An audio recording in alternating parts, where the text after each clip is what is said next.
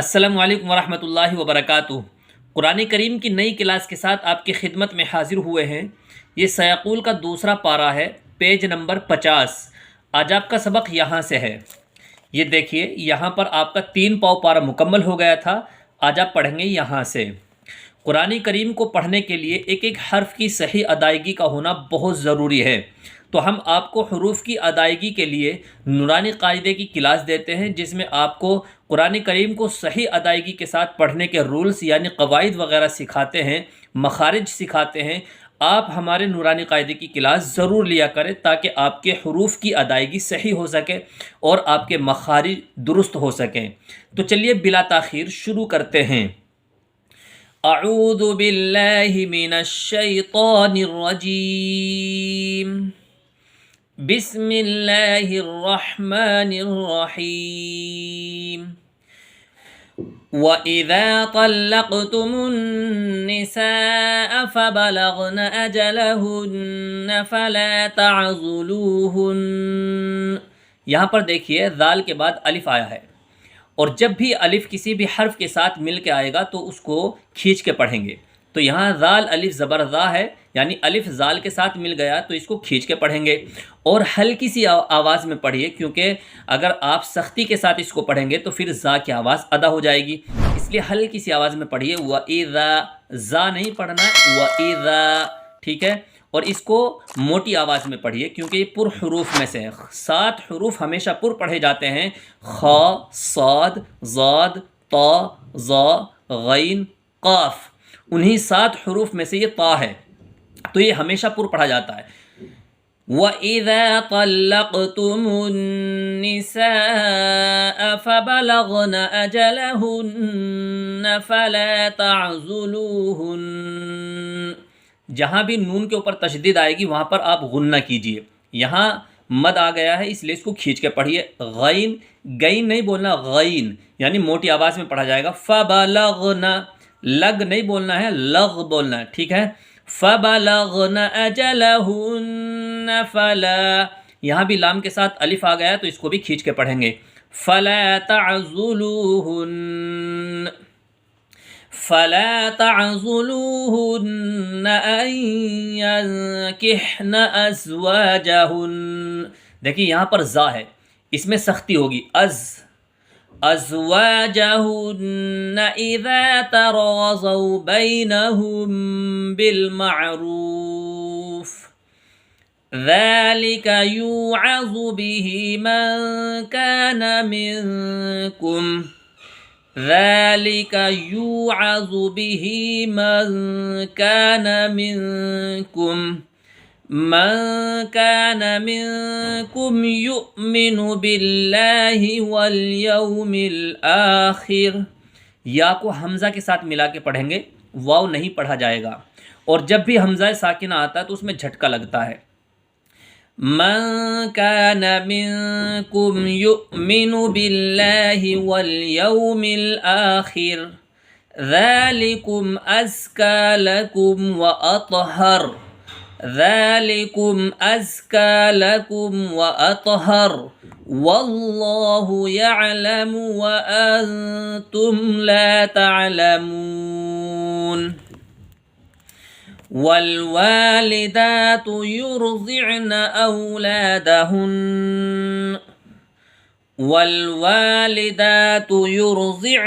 औलादहुन्न। देखिए, आगे मैं पेज खोलता हूँ, यहाँ से हम लौटा के पढ़ेंगे औलादहुन से।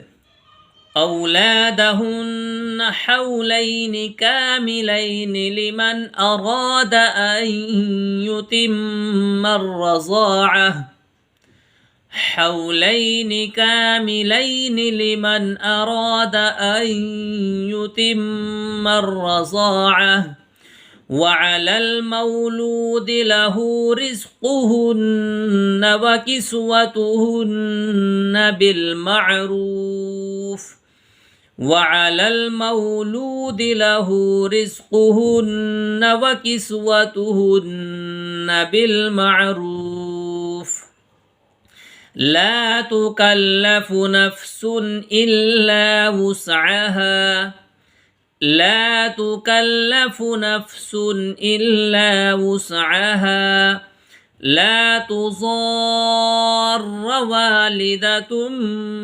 بولدها ولا مولود له بولده لا تضار والدة بولده ولا مولود له بولده وعلى الوارث مثل ذلك فإن أرادا فصالا عن تراض منهما فإن أرادا فصالا عن تراض منهما وتشاور فلا جناح عليهما فلا جناح عليهما وإن أردتم أن تسترضعوا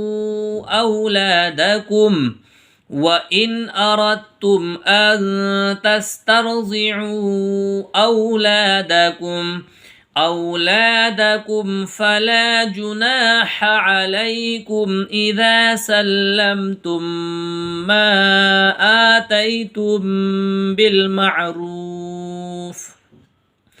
واتقوا الله واعلموا أن الله بما تعملون بصير والذين يتوفون منكم ويذرون أزواجا يتربصن بأنفسهن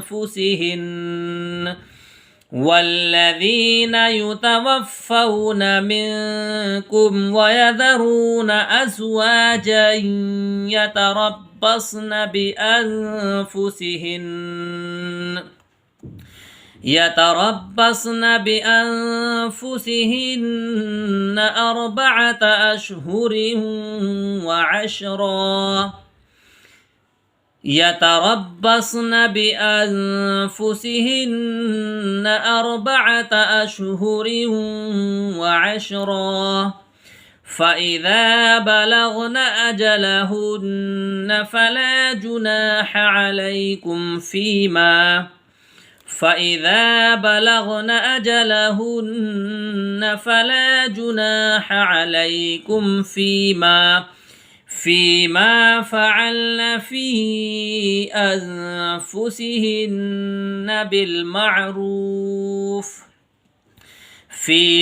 فعلن في أنفسهن بالمعروف والله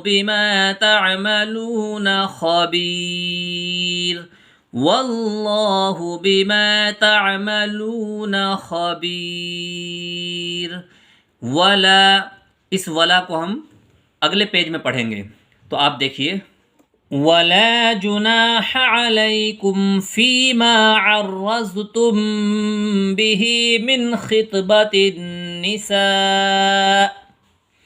ولا جناح عليكم فيما عرضتم به من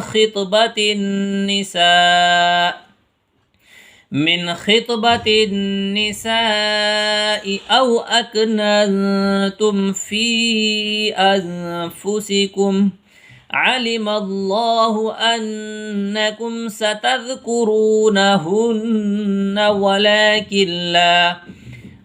الله أنكم ستذكرونهن ولكن لا تواعدوهن سرا إلا أن تقولوا قولا معروفا ولا تعزموا عقدة النكاح حتى يبلغ الكتاب أجله वअलमू अन्नल्लाह यअलमु मा फी अनफुसिकुम फहज़रूह वअलमू अन्नल्लाह गफूरुन हलीम वअलमू अन्नल्लाह गफूरुन हलीम। यहाँ पर आपके 14 रुकू मुकम्मल हो गए। इंशाल्लाह 15वां रुकू नेक्स्ट क्लिप में आप पढ़ेंगे। बस आप कोशिश करते रहिए और हमारे साथ इसी तरीके से जुड़े रहें और सुनते रहें और सीखते रहें। इंशाल्लाह वो दिन आएगा कि आपका कुरान बिल्कुल सही हो जाएगा। अल्लाह ताला हम सब को और पूरी उम्मत मुस्लिमा को कुरान करीम सही अदायगी के साथ पढ़ने की तौफीक अता फरमा दे। अस्सलामु अलैकुम व रहमतुल्लाहि व बरकातहू।